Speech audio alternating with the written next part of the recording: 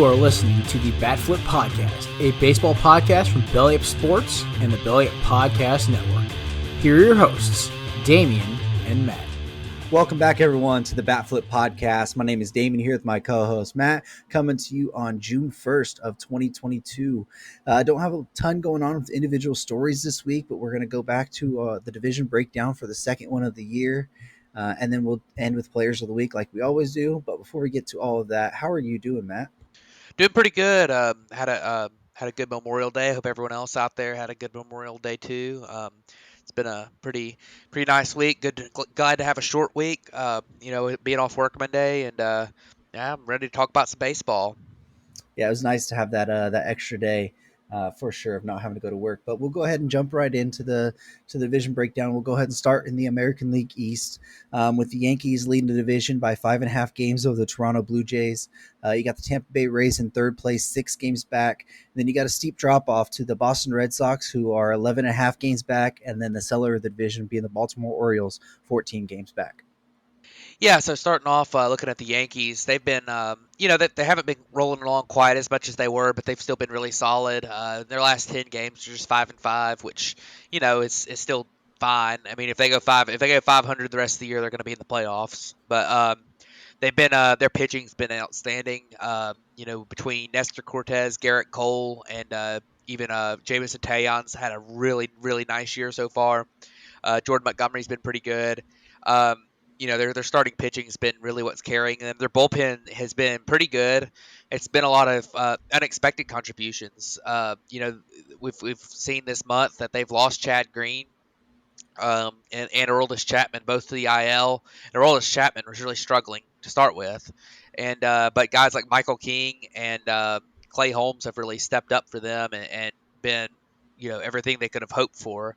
So this team and their offense is finding a way. Aaron Judge is playing really well. Stanton's been good and bad. He's been a little streaky, but he kind of always is. And you look at them as a team that they got their bats. They got 7 guys in their that are everyday starters so far that have a WRC plus above 100. This team's just kind of rolling along right now. Yeah, the Yankees are just looking like the team that most people expected them to be the past couple years. And that starting rotation was really a big question mark coming into the year. A lot of people didn't know what you were going to get out of Jameson Taillon. You didn't know what you were going to get out of Luis Severino. You didn't know what you were going to get out of Jordan Montgomery. Was he going to be able to take that next step? And I think all of them have pretty much exceeded expectations so far, on top of Garrett Cole being the guy that we pretty much expected all along. The Blue Jays, the team in second, which they had started off kind of slow, but went 8-2 this past week. They're starting to close that gap a little bit. You're starting to see guys, Vlad's been pretty good, but he's been picking it up a little bit late as of late. George Springer's been swinging a pretty good bat. That pitching rotation has come around. Jose Barrios had a really rough last start against the Angels this weekend, but his couple starts before that had been really well. It just seems like that team's starting to round into kind of what we expected a little bit more. To start the season. And then the Rays, they're just the Rays. They're going to find a way. They were playing 500 baseball over the last 10 as well. They're going to hang around, and they'll go on some run later on that we didn't expect them to go on and pull into, be in that division race right at the end. Yeah, looking at the Blue Jays first, I am a little worried about their starting pitching because Kevin Gausman's been unbelievably good, and then Alek Manoah has been really good too. But then beyond that, they really haven't been all that good on the starting pitching front. You would like to see Jose Barrios get going, but he's really been bad this year. He's got a 5.01 FIP and a 7.16 expected ERA number, which is insanely bad. Doesn't get the ball on the ground, and he's really not getting swings and misses on his curveball, which has been his, that's his pitch, is this curveball. And I don't know if maybe he's struggling a little bit with a different ball this year. I don't know what it could be, but he's been horrendous so far, not getting strikeouts at all. It's been bad, giving up tons of home runs. But their bullpen's kind of middle of the pack. Jordan Romano's been really solid as their closer. David Phelps has been good. Adam Simber's been good. Their bullpen's been pretty solid. Their lineup, they're going to get going a little bit more than they have so far. As you said, Vlad Jr. hitting 249, 342, 438 on his slash line. That's still a 120 WRC plus, but he's only got a 256 batting average on balls in play. You would fully expect that number to come up. I am a little bit worried about Bo Bichette and Lourdes Gurriel Jr. Those guys have both had trouble with their approach at the plate. You look at Bo Bichette, a 4% walk rate, 25% strikeout rate on the season. It's a struggle. Matt Chapman's been incredibly unlucky on his batted balls, too. So, his offensive numbers look pretty bad, but I really think that if he can continue to hit the ball exactly like he has so far, that he'll actually get going some. It's just a little bit of bad luck. And, George Springer has been George Springer at the plate. He's been your typical George Springer. So, this is a team that I think they're showing some signs of getting going a little bit. They're 8-2 in their last 10 games. They're ahead of the White Sox right now tonight. I think they will end up being the challenger to the Yankees in the division. And then you mentioned the Rays. They're kind of doing Rays things, like you say. I think that one really cool thing for that team is that every year it seems like when they lose a top flight starting pitcher, they find another guy. Like, they lose Blake Snell, and then Tyler Glass now becomes this insanely good pitcher. They lose Tyler Glass now to his Tommy John surgery. Now Shane McClanahan is just this insanely good pitcher. Uh, which, he was a top prospect, obviously, but I mean, Shane McClanahan's been one of the best pitchers in the big league so far this year. Um, he's got a 183 xFIP, and his ERA at a 2.01 in 58 innings is just unbelievable. You look at this team, and I think they could use a little bit more depth in their starting rotation. They do such a good job of mixing and matching that it really doesn't matter as much to them as it does for some teams. And then offensively, I mean, you look at Wander Franco. Manuel Margot has a 154 WRC plus. I know he's missed some games, but man, it's just that's incredible. Brett Phillips has actually been really good. He hadn't been great at the plate, but he's one of those guys that he's such a good defender. If he can just be good enough at the plate to not be an automatic out, he's gonna be a pretty solid player. He's already put up one WAR this year, and some of their guys still haven't gotten going yet. Like Brandon Lau hasn't really gotten going yet. Randy Rosarena hasn't really gotten going yet. So I really like this Rays team. I don't know if they're going to challenge the Yankees, but I expect them to challenge that wild card spot yet again. Yeah, they'll find a way to be in that wild card spot, and I wouldn't be completely surprised if they were able to make a run up there and do the division. It's just something the Rays have always done. They always seem to find some way to surprise us that way. But looking at fourth in this division, I think a lot of people expected the Boston Red Sox to be way better than they are, and it's really come down to that pitching staff. If you look at the offense over the past month, they've been the second best offensive team in baseball behind the Dodgers. And the pitching staff has been, where is that? They were the 23rd ranked pitching staff over the past month. Hopefully you're getting the boost when you get Chris Sale back. Eovaldi's looked pretty good in his last couple starts. Pavetta's pitched pretty decent in his last couple starts, but overall, they don't give you a ton of confidence overall in that rotation. And even in the bullpen, I think they just also lost Matt Barnes to the 15-day IL. Not that he's been that great at all this year either. But they just need to find either who they want to keep in that pitching staff or get some other guys in there or hope that the return of Chris Sale can really help them out. Because right now being under 500 and it doesn't look like they even have a fighting chance in the wild card spot, let alone for this division. Yeah, my outlook on the Red Sox is a little bit better than yours is, I think, except on just the thing that really worries me about them is I don't think you're going to end up seeing them be able to make moves later on at the deadline, because I think if they were able to get 2 or 3 bullpen pieces at the deadline, this team, their starting pitching, I think, could be good enough, especially when Chris Sale comes back, because Nate Eovaldi's been good. He's gonna be good. He hadn't had a great year so far, but we've discussed him in the past. It's just he throws so many strikes. He's gonna have 1 or 2 games where he gets roughed up a little bit with hard contact. But if Chris Sale can come back and be, I won't say that he has to be Chris Sale of, peak Chris Sale, but if he's pretty good, Rich Hill's not horrible. You look at Waka's not horrible. You got some veterans. Garrett Whitlock's been really good as a starter. So, you look at this as a team that I think their starting pitching could pieced together enough to be good enough. I think the problem you have here is that you can't have a pitching staff and the starting pitching that's just good enough, and then have a bullpen that's been like theirs has been so far. I mean, their bullpen has been horrible, and I think that's been a big problem for them. And then you look at their lineup, and I think part of the problems that the Red Sox had was at the start of the year they weren't hitting either, but they've really picked it up at the plate, especially with the resurgence of Trevor Story. He had a horrible April, but his last month has been extremely good. He's up to 1.4 WAR on the season now. Um, his WRC plus has gone way all the way up to 111, and then you got your big three hitters, your big two main guys, and Rafael Devers is having an MVP caliber season so far. He's up to 3 WAR on the season already. Like to see him walk a little bit more, but he's been extremely good. Xander Bogaerts has been, obviously as typical for him, underrated but very good. A 150 WRC plus, not a great shortstop defensively, but he's able to hold it down to a high enough level to be able to play there. And between those two pieces and the rest of their pieces, Franchi Cordero has actually been playing pretty well for them too. You kind of look at that and you think that this team could be better than their record is right now. But as you say, it's going to be hard for them to pass the 3 teams ahead of them. They really needed to not have a bad start in order to get there. And I think this team's fixable, but you can't put yourself in too big of a hole.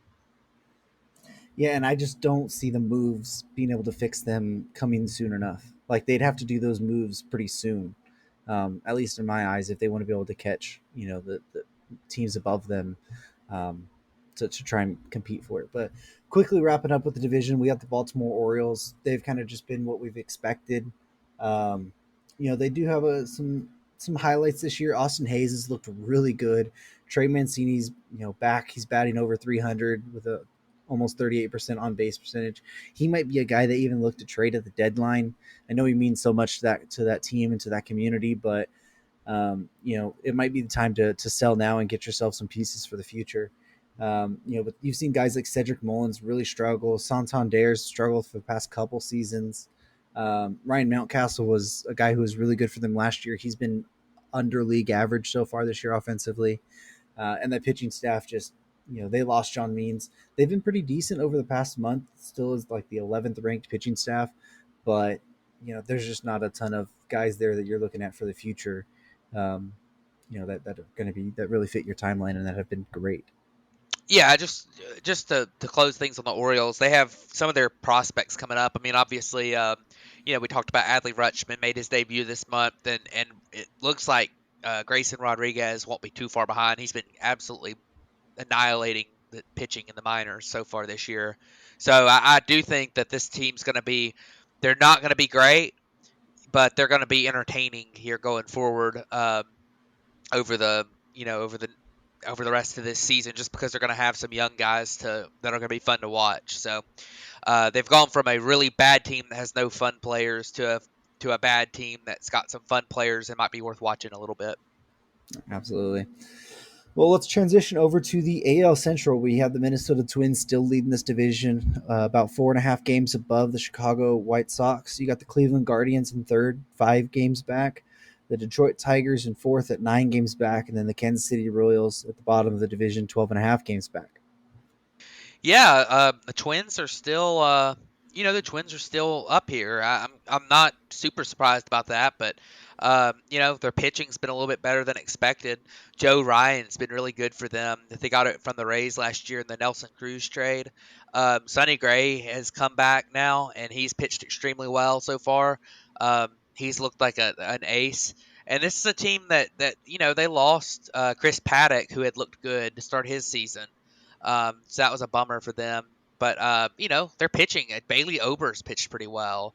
Dylan Bundy, his ERA doesn't show it, but his peripherals show him being more like, a number 3, number 4 type pitcher. He hasn't been bad at all. And then their bullpens pitched pretty well. Yohan Duran, if I can say his name right, has pitched extremely well, out of that bullpen, and he's looked like a breakout star. So this team's been pretty interesting, on the pitching front, and then offensively, they've had some contributions from guys who were expected to contribute, and then they've also gotten some contributions from guys who weren't exactly expected to contribute. You look at Trevor Larnach. Trevor Larnach leads this team in WAR. And through 32 games, he's only played 32 games. He leads this team in WAR. He does have a 413 BABIP, but 155 WRC plus. He's been good defensively. 1.5 WAR. Max Kepler has had a renaissance this year. He's been really good. Um, Byron Buxton's dealt with some injuries. He's been a little bit disappointing in the slash line. He's hitting for a ton of power, but only a 204 average, 281 on base. Some of that might be a little bit of small sample size stuff because he has a 195 batting average on balls in play, and there's no way possible Byron Buxton's going to run that batting average on balls in play with his speed. Pretty much anytime he hits the ball on the ground is going to be a hit. But and then they got like Luis Arias has been really good. Jorge Polanco's having a pretty decent year, even though his average is a little bit low. Carlos Correa had missed some time, but he's gotten back into form a little bit. This team's still looking good. I don't think they're quite as good as their record is, but in this division right now, as we'll talk about these other teams' struggles, they've been the best team in this division so far, and I still think the White Sox could and maybe probably will catch them at some point, but Minnesota's definitely put themselves into full on contender mode so far. Yeah, Minnesota's looked really well, especially like you mentioned, without having Buxton. They've been trying to, he's dealt with some hip injury, and they're giving him like 1 day on, and sometimes they'll do 2 days off, or they'll give him 2 days playing and then another day or two off. So they're trying to manage that, and then he's not being able to play defensively. So they've been playing Nick Gordon out there. Even Royce Lewis, who's a career shortstop in the minor leagues, they threw him out in the center field the other day.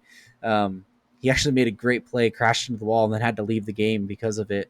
And I think he went on the IL, if I'm not mistaken. But they've had some they've had some what am I looking for? They've had some contributions from players that you wouldn't expect. And I think that's the thing you're going to have with the team that you're trying to get into this division. You need the guys like Kepler to come back. You need a breakout from Trevor Larnach. A lot of people were expecting that breakout of Larnach to be a guy like Alex Kirilloff this year, who had really struggled, and they've demoted him back to AAA. You needed to get Gary Sanchez back to even a competent offensive level catcher. You needed to bring Carlos Correa and have him be the Carlos Correa he was. And he's shown that as of late. I think he actually ended up going on the COVID IL this week. So I'm not exactly sure what his timeline is. He might even be back. But the Twins have really, overachieved in the eyes of what I thought they would do to begin the season. But the team that has really struggled in this division, that's been the White Sox. We've talked about them so much. Being, under 500, still playing 500 ball this past week, but 1 game under. They also lost Tim Anderson this week. He went on the IL. I believe it was for a hamstring injury. I could be wrong on that one. But I think it was groin, maybe. Groin, that was it. But they've been a team that's really underwhelmed. If you look at the past month, they've been the 25th ranked team in all of baseball offensively. Now, their pitching staff, I believe, has been what we kind of expected. They're middle of the road, 13th. But that offense has been so bad, and the defense even has been even worse for the White Sox. So they're a team that's really interesting, and there's already been some rumors about maybe La Russa being on the hot seat already. Yeah, I mean, this team, I'm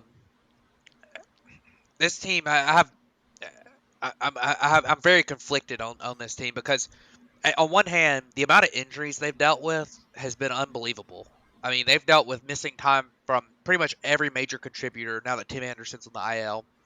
Really, the only guy has been Jose Abreu out of their stars that hadn't really missed a lot of time, in their lineup at least. Tim Anderson's only played 40 games, but he just got hurt. Luis Robert's played 33 games. Andrew Vaughn's played 31 games. And then you look at these players. All the following players have negative WAR on the season. Eloy Jimenez, who missed some time, Yon Moncada, Yasmani Grandal, and AJ Pollock all have negative WAR on the season, which is pretty insane. And AJ Pollock is negative 0.6 WAR, and Yasmani Grandal, who has played all year, hasn't been hurt, has negative .4 on the season. He's got a 49 WRC plus. Now, part of that is BABIP fueled. He's got a 200 BABIP, but that's those numbers are really rough for this team. But there is some good news for them. Number one, they're only 5 games back right now, which if they were in any other division, they could be. If they were in the AL East the way they played so far, they'd be 15 games out. If they were in the AL West, they'd be 10 games out. In the Central, they're only 5 games out, and the team that they're chasing down is definitely flawed. Um, and on the other hand, they're about to get some players back. They're about to get Lance Lynn back, and he's going to be a big piece in that rotation, which their rotation has had some really good bright spots so far because Dylan Cease has been really, really good. Michael Kopech's been really good. And you look at Lucas Giolito, it hasn't maybe been quite at Lucas Giolito yet, but he's been solid. And then if you bring back Lance Lynn and he's typical Lance Lynn, then your 1, 2, 3, 4 in your rotation is back to being really, really good. So it's kind of one of those things where, I think that, and their bullpen's been fine. I mean, Liam Hendricks is coming around. Kendall Graveman stepped right in and been good.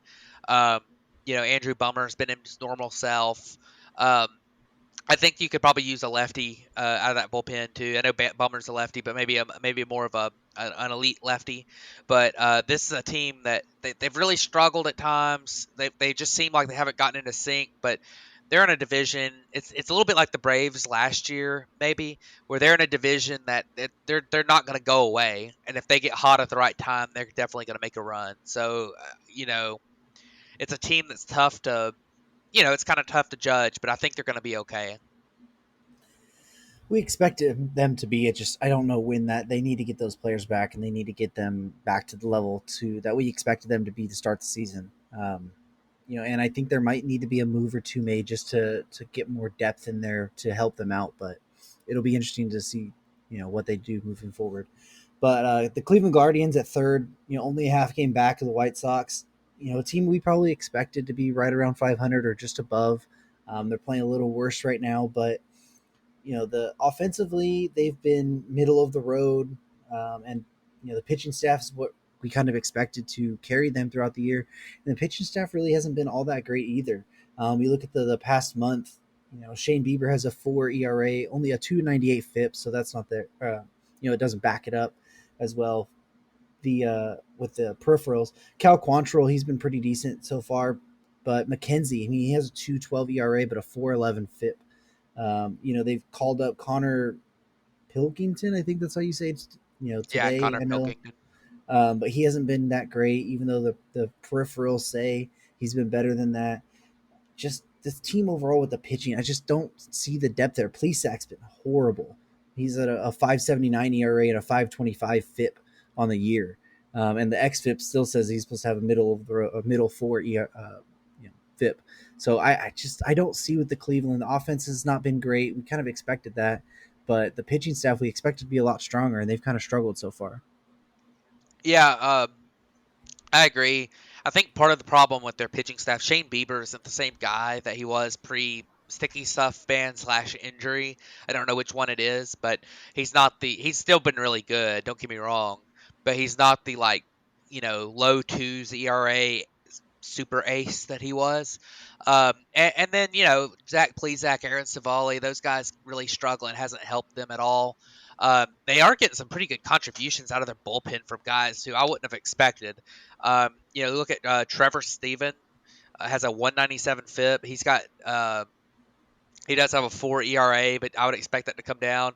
We all expected Emmanuel Clase to be really good, but Eli Morgan is another guy who's been really, really good for them in their bullpen. And Eniel Dos Santos De Los Santos has been really good for them in their bullpen too, along with Sam Hinges. So all these guys have been really, really good for them in their bullpen. And then you look at their lineup they've been good at times. They're kind of a high end, low end. Jose Ramirez, he's playing at an MVP level this year. He only has a 7% strikeout rate, which is insane. And a really low BABIP, but he always kind of runs that low BABIP. And you look at, I think Andres Jimenez and Owen Miller are a little bit They've been a little bit lucky this year so far, but Josh Naylor has played really well at the plate, 150 WRC plus. He's battled some injuries, but he's been really good. Stephen Kwan, he's cooled off and he's gotten injured, but he was, his plate discipline. This is a team that has really good plate discipline, but they're not, I don't think they hit the ball all that hard. I think that's part of their problem. They got some issues. One thing that could really help them out is if Franmil Reyes figures it out at some point. He's been horrible this year. Minus .7 WAR, and he's got a 56 WRC plus and striking out 40% of the time. So this has the look right now of a team that's going to run a record very similar to what they got so far this year. They're going to be around 500. If a couple of their guys turn it around, I could see them maybe challenging and contending to a certain level. They would really have to go grab some pieces at the deadline for me to think that could happen. But we'll see how far out of it they are by the deadline to see if that's somewhere they might be where they would look into that. But definitely, Cleveland's a team that they've been they're kind of a middle of the road team. Yeah, they are. And then two back marker teams. We have the Detroit Tigers at 9 games back. The Tigers have been really bad the past month. The offense has been the worst offense in baseball with a negative .6 WAR over the past month. So a month and negative WAR for your offense is not great. The pitching staff has been pretty good over the last month. I think they've been like 13th, but I wonder how much of that is actually led by Tark Skubal, who's been really, really good this year. A 2.44 ERA and a 2.04 FIP is really dang good. And you had injuries to guys like Matt Manning, who's pitched 8 innings for you this year, Casey Mize, who's pitched 10 innings for you this year. Eduardo Rodriguez, you expected to be, a lot better so far, and he's had a 4.3 ERA and a 4.04 FIP. I think you expect a little bit better than that. But when you're counting on guys like Bo Brisky to be a starter for you, who's got 7 starts so far this year with a 5.25 ERA and a 6.70 FIP, you're not looking too great. Yeah, I mean the Tigers have been a little bit disappointing. It's been just kind of one of those things. They've had some pretty good outcomes with some guys. Alex Lange just looked really good out of their bullpen. He's a former pretty high draft pick out of LSU. Um, you know, the injuries have really hurt them. Obviously, we talked about Casey Mize and Matt Manning. Um, they've also had some of their key players on offense get injured a little bit. Baez missed some games, but at the end of the day, if Jonathan Scope in 2022 is leading your team in WAR, you're probably not doing so hot. So you look at the Austin Meadows trade. He's played 28 games, gotten injured. He didn't hit a home run. He did have a 114 WRC plus, but still, I mean, you go down the list and there's just not a lot that gives you any confidence in this team. A lot of it's still in the minor leagues, which it'll come up eventually. They've had a lot of bad outcomes from guys that had been pretty good in the past, like Jamer Candelario has been really, really rough so far. And the one thing that I will say is Spencer Torkelson is starting to get going a little bit more. He's hitting the ball. He's making a little bit more consistent contact. His approach has been a lot better. I could see him really starting to turn around his offensive game going forward. A 264 batting average on balls in play is really low for him. He only has that 206 average, but his strikeout rate's been steadily coming down. His walk rate's been steadily going up. His counting stats have started going up too. He's at a 95 WRC plus now. He was really, really bad for his first few weeks. So that might be something to hang your hat on. Maybe he's starting to come around and get going. But a lot of the players that they counted on, like especially Robbie Grossman's been awful too. Really been disappointing there. So a lot of players that they've been counting on have really struggled, and I think this team is still, they still got some work to do before they get into contention level. Yeah, we'll quickly wrap up on the Royals. Over the past month, they've had the worst pitching staff in baseball with a .7 WAR. Over the season so far, they've had some guys like Andrew Benintendi's looked really good. Bobby Witt started off pretty slow, but as of late, he's been really well. Hunter Dozier's had a pretty decent season as well. just overall, they're a team that we just didn't expect to be that great. I think Salvador Perez has really struggled this year, if I'm not mistaken. Yeah, Where's he he at on has. here? He's been Yeah, really bad. he has -4 WAR. Now I know a lot of that is offensive, but offensive stats. He's a 191, 226 on base, and a 362 slugging. He's a WRC plus of 64 so far this year. And Carlos Santana hasn't been much better. He's a 150 average, a 287 on base, and a 242 slugging percentage. Actually, he's been worse, a 60 WRC plus on the season. So, you expected Perez to be better. Santana, I don't know if we really expected much, but offensively, they've had a couple great pieces, or not great pieces, a couple good pieces with Benintendi and Witt, and that pitching staff has just really struggled. Yeah, I mean the Royals you look at as a team that they've got some fun young players coming up. Obviously, we talk a lot about Bobby Witt. He started to play a little bit better.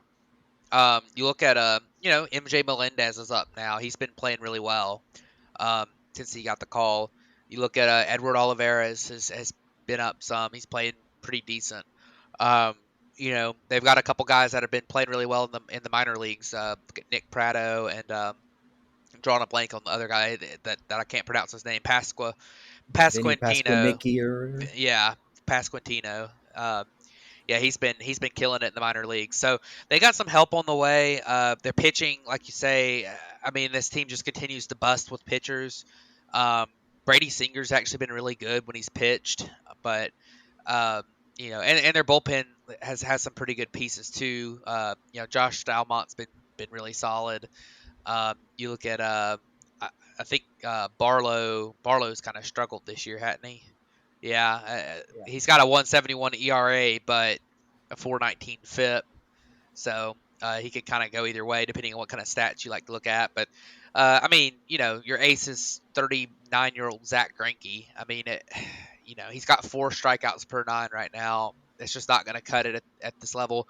They do still have some guys on the way pitching wise, but it's hard to say if they're gonna bust too. They've had a lot of high upside, high risk type guys in that system, and none of them have really seemed to figure it out at the big league level. So we'll see what ends up happening. But the Royals definitely, I think, out of all the teams in this division, have the least amount of hope for their future right now. Yeah, it's not looking great for Royals fans. But let's transition over to the AL West, where we've seen the Houston Astros take over the division lead and actually pull away to a 5.5 game lead over the Los Angeles Angels. The Texas Rangers have actually taken over third place at 500, a 7.5 games back. The Mariners have fallen to fourth. They've now are 7 games under 500 and 11 games back in the division. And then the Oakland A's are at the bottom, 14.5 games or 14 games back. Sorry. Yeah, look at the Houston Astros. I mean, I'm not going to say we saw it coming, but that organization is very well run, and they're doing a great job. I mean, you look at their rotation. Every year they seem to lose a piece and then just get better. This year it's without McCullers, and I mean Framber Valdez has been extremely good. You look at his strikeouts per 9, not that impressive. Walks per 9, not that impressive, but he's getting the ball on the ground at a 66% rate, which is insanely good. 257 ERA at 63 innings for Framber Valdez. Justin Verlander's come back and just been Justin Verlander. Maybe not quite as many strikeouts as it was getting before Tommy John, but he's been really good. I mean, a 2.03 ERA. Peripherals don't quite back that up, but they still are thinking low threes ERA for him going forward the rest of the season, which is really solid. I mean, Luis Garcia's backed up his rookie year last year with a pretty solid job. Christian Javier has bounced between the rotation and bullpen, kind of like he did last year, and he's been solid in both roles. Um, their bullpen's been pretty good. They really haven't had good outings from I believe Presley. Yeah, Presley's been really rough so far this year on his peripherals. Now his ERA is still good, but he hadn't had the best start, and I believe he's also battled some injury a little bit. But this team, their lineup, they honestly have had a better outcome from Jeremy Pena than they would have gotten out of Carlos Correa, which is pretty insane to me. He's put up 2.2 WAR so far. And then they got Kyle Tucker, Jose Altuve, and Jordan Alvarez playing extremely well. Alec Bregman's not quite back at the 39 or 40 home run Alex Bregman from a few years ago, but he's been really good. And then really the only player that's really struggled for them lineup wise that outside of their catcher spot, which they could definitely use some help, has been Yuli Gurriel, who looks like he might be cooked at this point. He's up there in years now, and he's really really really struggled at the plate. So, but this team just kind of reloaded, and we expected them to a certain level, but I don't think we expected this from Jeremy Pena, and that's really what's boosted them into that. Into the number one in the division, and really being a favorite to challenge the Yankees in the AL. Yeah, Jeremy Pena has exceeded expectations for sure. I was very skeptical of how they were going to replace Carlos Correa. I don't think that Pena is going to sustain this style of success. I think there's some regression probably due there, but he's done a great job, taking over that starting shortstop role for sure. Looking at the Angels, who are second in the division, they've fallen off recently. Noah Syndergaard struggled as of late, big time. Otani, you get what you get from Otani when he pitches. He's been really good. A 2.88 ERA and a 2.78 FIP over the past month. Patrick Sandoval had a really good start to the season. The past month, ERA has been a little struggling, even though the peripherals don't back that up as much. They've had some good players, or some good bounce back of players offensively. Mike Trout's looked like Mike Trout. Taylor Ward's been a breakout for them. Rendon's been pretty solid, but I know he's battling an injury again. Marsh has been pretty decent. Jared Walsh has taken a step back from his last year, what he had. So you need him to kind of get that going a little bit more. Otani's been also a step back a little bit from what you expected. He does have 11 home runs, and it's but a 249 batting average and a 324 on base. You expect that to be just a little bit higher at least. So I think it's really just come down to the pitching staff has kind of been catching up to them. I know that bullpen's really struggled as of late. Syndergaard's not being with the level he was to start the season. Although they've offensively, there's the past month they were still a top 10 offensive team. They still need a little bit of progression there as well, especially if you lost a guy like Anthony Rendon for however long he's gone for. Yeah, I agree with you on a lot of that. Their pitching. We knew coming in that there was some variance there on their outcome from their pitchers. I think that they have a lot of guys who's pitched better than their ERA so far this year. It has been part of it too, but I think that you look at like Noah Syndergaard. He's been decent, but he's really just kind of getting back in the swing of things. You might look for him to pitch a little bit better as we go forward. Shohei's been really really good on the mound. Uh, but I mean, Michael Lorenzen's been okay. You're kind of getting a good outcome from pretty much everybody. Reed Detmers, I think, could start to pitch a little bit better. I know he threw that no hitter, but he's not striking guys out, which is kind of surprising because that's kind of been his calling card in the past, has been his ability to strike guys out. Um, and some of their bullpen pieces that they picked up that we praised a lot, like Ryan Tepera, has been really really rough so far. Archie Bradley's been pretty rough. Um, so this is a team that could go either way. Um, you got Raisel Iglesias has pitched well, but his ERA is high. Even though I think he's thrown pretty well. Aaron Loop, kind of the same deal in that bullpen. So I think they're going to get a little bit better on the mound. At the plate, they've been really good so far this season, but there are a couple things that worry me. And number one is they're striking out a lot. I mean, even Mike Trout this year so far. Now he's been great. Don't get me wrong. But Mike Trout's striking out 26% of the time right now, and he's carrying a 360 BABIP. So, that does worry me a little bit for his ability to sustain what he's doing right now. Now, Mike Trout, even if his batting average drops 20 points, is going to have a 175, 180 WRC plus. So he's still going to be great. But the insanely crazy Mike Trout, maybe not quite what he has been so far. Taylor Ward's kind of the same way. His strikeout rate's not quite as bad, but his batting average on balls in play over 400. Um, missing Rendon's is hurting them. Brandon Marsh has been pretty good this year, but he's kind of another guy. 31% strikeout rate, 383 BABIP. He's been he hadn't been quite as good as his numbers are showing. I do think Shohei will get it going eventually, but this team, if he hadn't already, he's got a 130 WRC plus. It's kind of hard to say he hadn't been getting it going, but Jared Walsh has started to look a little bit better lately too. But this team is probably a 87, 88 win team as they're currently constructed to me, which is kind of where they're at right now. Second place in this division and a probable wild card team.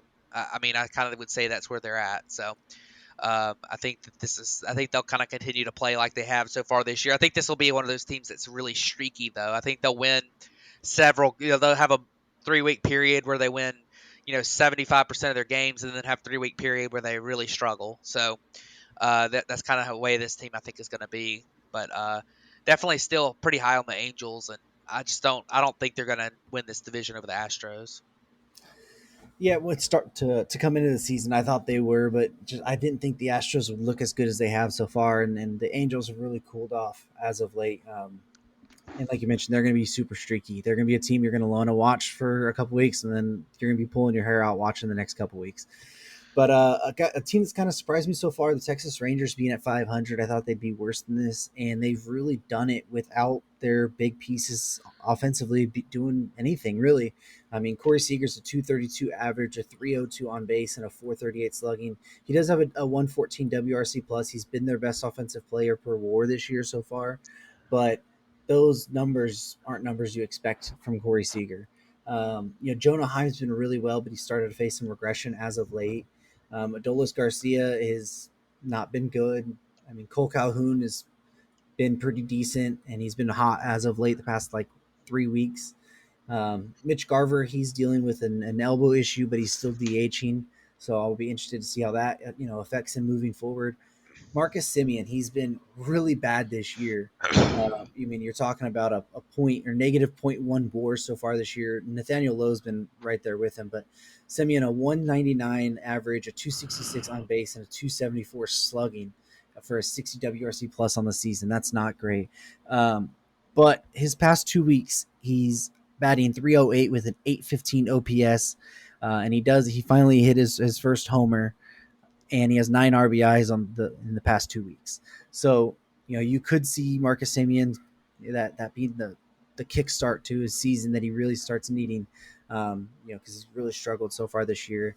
But the Rangers have just overperformed in my eyes. Martin Perez has been really good, and I know we'll talk about him more later. Dennis Santana, a guy that came from the Dodgers who they DFA'd, he's been really good for them this year. John Gray's really struggled, but you've been getting good performances from Matt Moore out of the bullpen. Brett Martin has struggled, but his peripherals don't quite back that up as much.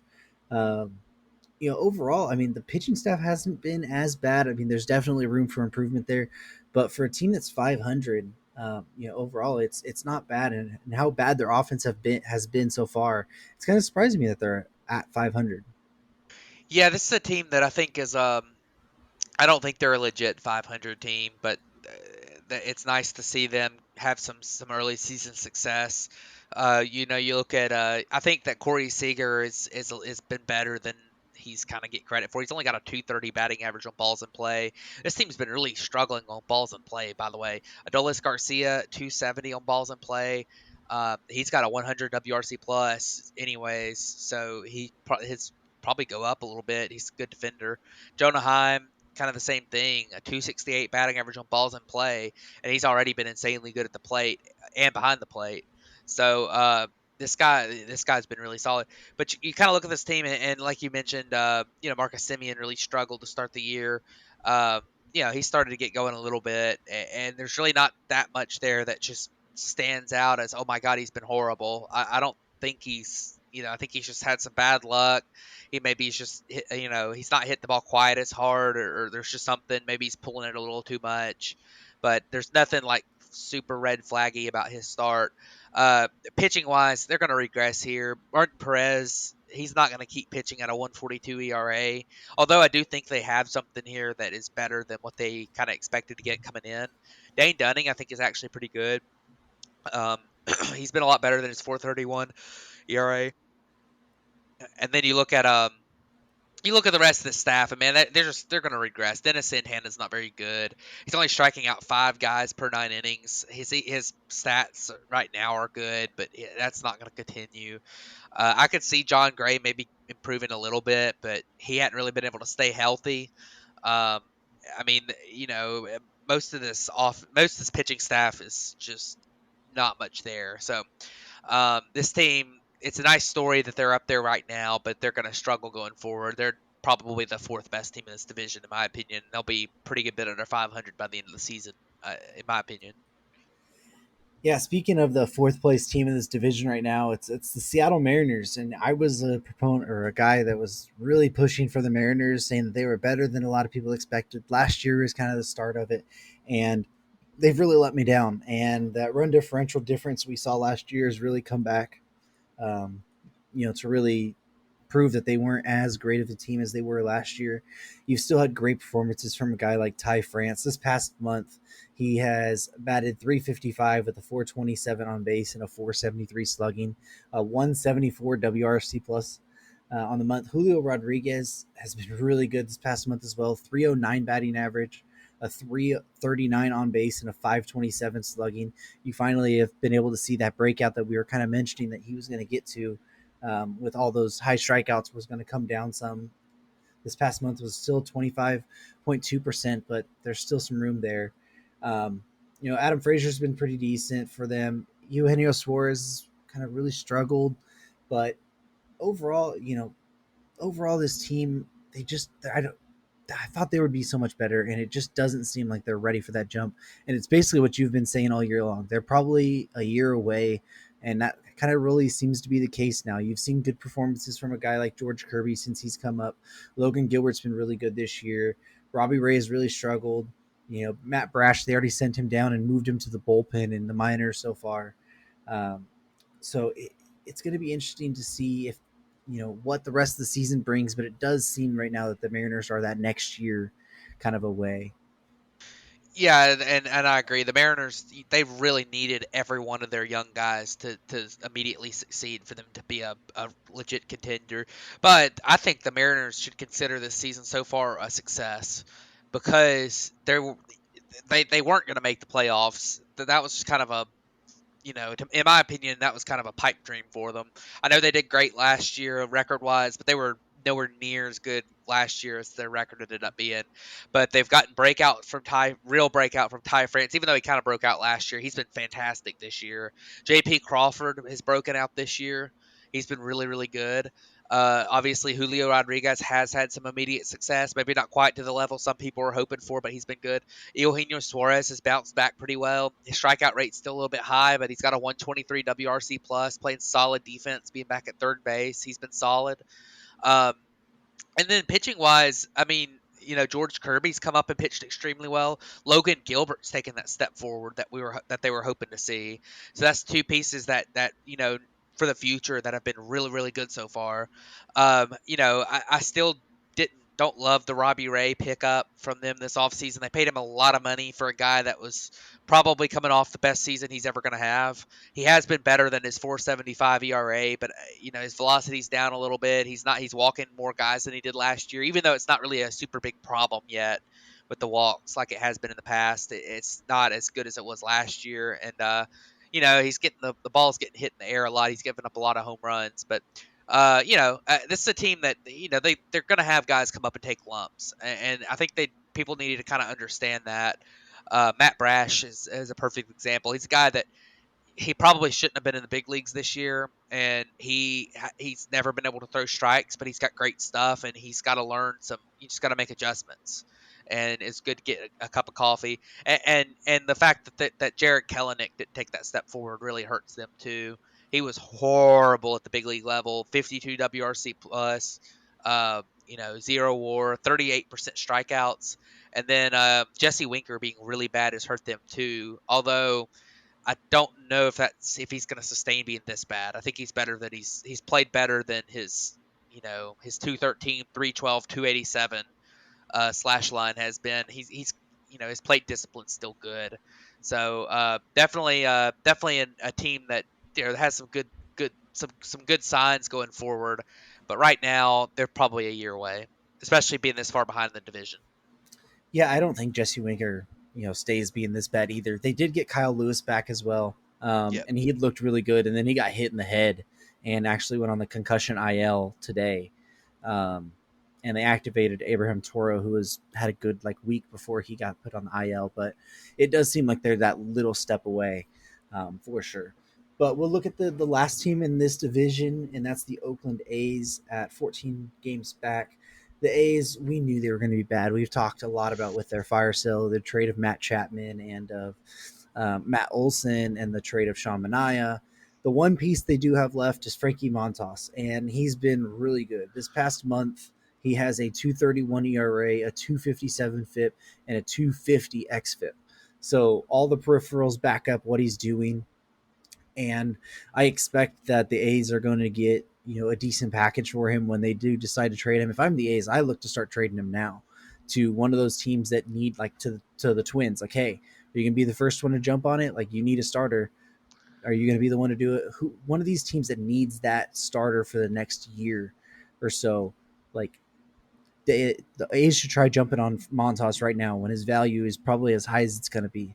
Because if he has a bad couple months or he gets an arm injury and you get to the deadline, maybe you can't trade him at that point, or you're going to get significant less value for him. So it might be a thing that they should look at that early, because you already know you're going to be out of it, and somebody might pay the premium to get that guy in their rotation a month earlier than they normally would, or 2 months earlier than they normally would, just to help make that extra little push. You've had good performances from Paul Blackburn, even though the peripherals don't back it up. A 2.62 ERA with the 4.07 FIP. But then you have a guy like Lou Trevino, who has an 8.31 ERA and a 1.41 FIP and a 2.22 xFIP. So, the A's have used a ton of different pitchers. They're all around. There's some variety between them all. The offense has been historically bad. Like, the offense is terrible. The past month, their highest leader in WAR was Seth Brown at 0.5 WAR, and he had a 222 average, a 300 on base, and a 457 slugging on the month. That's not great at all. Yeah, I mean, this team, you kind of hit the main points for me. I think pitching wise, Paul Blackburn breaking out a little bit, it's been nice for them. Frankie Montas, everyone knew he was good, and he's been he's probably been the best year of his career so far. They've also gotten a couple good outcomes out of the bullpen. AJ Puck is a guy who's a former top prospect and high draft pick that's done well so far this year. He's got to kind of look at going forward. And then you look at their lineup. And I mean, Sean Murphy's been pretty good, especially defensively. I mean, a good defensive catcher. But his bat's been okay. 94 WRC plus. You'll take that from a starting catcher. But his BABIP's also pretty low, so you kind of expect his numbers to come up a little bit and kind of regret, or I guess get back to kind of, his BABIP's not going to stay that low all year if he continues to hit the ball like he has so far. So, that's a nice piece, and that's another piece they'll probably look to move in the future because of Shea Langoliers being in the upper minors, probably being ready soon. It's been nice to see Elvis Andrus actually make a contribution a little bit this year. His WRC plus over 100. That's been kind of fun to see. But there's just not a lot to like about this team right now. They're definitely, kind of full beginning of full-blown rebuild mode, which is not exactly what you like to see. So they definitely need to get going. And one guy that they would really like to get going is Christian Pache. His swing is just completely out of whack, and he's got a 36 WRC plus on the season, which is unbelievably bad. So this team definitely needs to get going a little bit with some of their young guys up at the big league level already, but it's mainly just kind of wait it out until your minor leaguers are ready. So Yeah, and that's the situation they've kind of put themselves in, and we've highlighted that enough. It's going to be some rough, next 4 to 5 seasons for the Oakland A's, unfortunately. But this was supposed to be a full AL and NL division breakdown, but we went kind of long on this side. So we will do is we'll just end this one at the AL division breakdown. We'll come back next week with the NL division breakdown. But I think it's kind of needed. We kind of needed to go more in depth on everything and hit on every team a little bit more than we probably were planning on doing. But before we wrap up this episode, you got anything else you wanna hit on? well, we're gonna do our players of the week. So Oh, that's right, players of the week. I totally forgot that part of it. So let's jump to that. Who do you have for your hitter this week? So the hitter I picked this week was Paul Goldschmidt. He hit 409 on the average, 500 on base, 1,000 slugging, hit 4 home runs. That's in 6 games this week.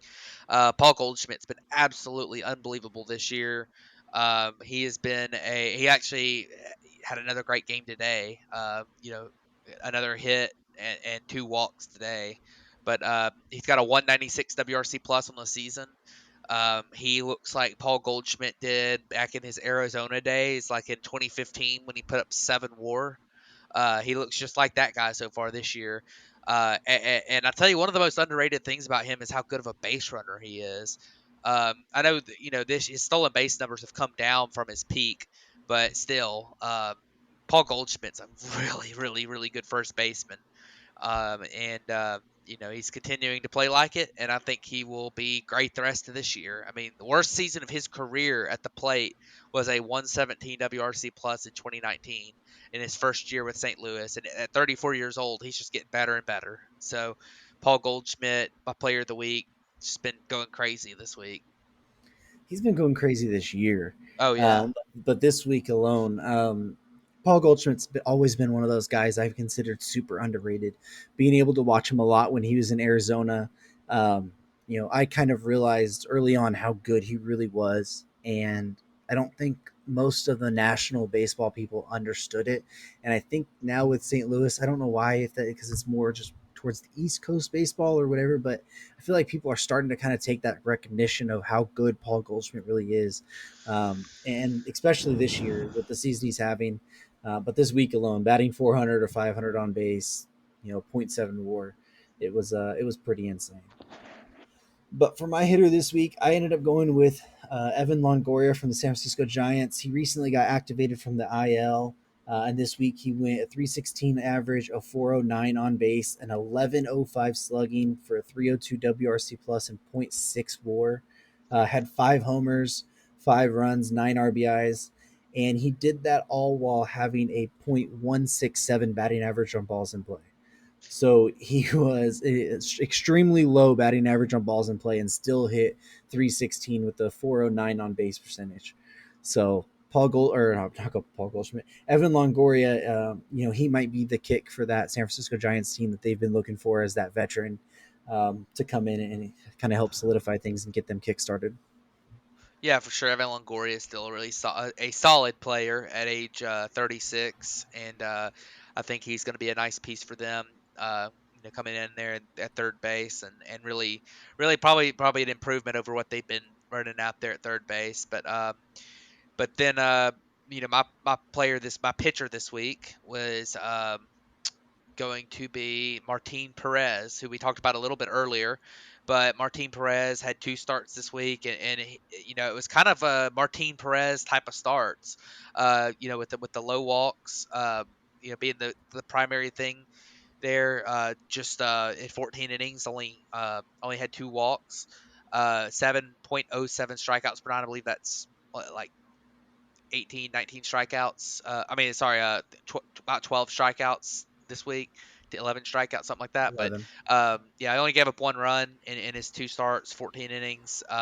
And pretty solid. Gets the ball on the ground a lot. It's kind of been a microcosm of his season so far, and averaging 7 innings to start there too. With that Texas bullpen, the way they've been, that's something that is very, very good for them to have a guy that's going to get the ball deep into the games. And Martin Perez has been really a large part of them getting back to 500 after their horrible start they had this year. So definitely like what he did this week, and I would have picked Sandy Alcantara or Aaron Nola or somebody, but they had 1 start, and I wanted to go with a guy with 2 starts, and Martin Perez had 2 really good starts. So definitely good on him. Yeah, it's been good for Martin Perez to kind of have a rejuvenation of sorts back in Texas, where it all started for him. Just before I go to mine, I feel like we can just mention Sandy Alcantara in this segment every single week and just have it be like the show's one, because man's insane. I mean, he went 8 innings with 14 strikeouts against the Braves this week. Like, I think we can just pick him all the Yeah, time if we really want to.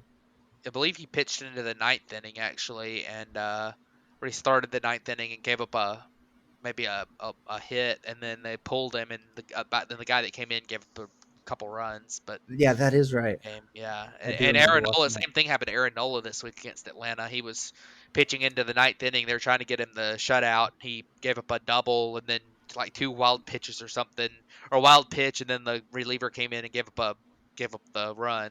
But definitely a couple guys that pitched well this week. So Yeah, so to finish it up, my player or my pitcher this week, I ended up going with Devin Smeltzer. A guy they got in return from Brian Dozier. Not a high rated prospect, but a guy who's had some major league time. This week he had 2 starts, went 7 innings against the Royals, 2 hits, 1 walk, 6 strikeouts, no earned runs. And then in 6 2/3 against the Tigers, gave up 6 hits, 2 earned runs, no walks, 4 strikeouts. For the week, he had a .5 WAR with a 132 ERA and a 190 FIP. Like I mentioned, only the 1 walk, so it was a .66 walks per 9, and not too much on the strikeouts per 9 with 6.5 or 5.9. But overall, a feel good story for a guy who's not a high rated prospect, not really well known, but to have 2 really good starts this week and be in contention for our players of the week. yeah, I want to shout out one more guy on the players of the week here, pitchers of the week, and we don't usually do this, but with relievers. But Josh Hader had 3 more saves this week, and I just wanted to shout him out because he has a 0 ERA so far this year. He has not given up an earned run yet, and a 110 FIP, which means that his ERA probably shouldn't be. He's gonna give up a run at some point this year, but he's not gonna give up many. And he's been insanely good. But he had 3 more saves this week, 3 more scoreless outings. I just wanted to shout him out real quick because we don't usually shout out relievers just because they don't pitch very often, but he's been insanely good. Absolutely, it's very deserved for Josh Hader. I had saw that he hadn't given up a run this year, and I had to double check that because I didn't believe it. But yeah, you are right. He has not given up an earned run this year. That's insane so far as we're starting June. So it's pretty impressive. But anything else you want to wrap up on this week? I believe that's it. Alrighty, well that will do it for this episode of the Bat Flip Podcast, and we'll catch you guys next week. Thanks, guys.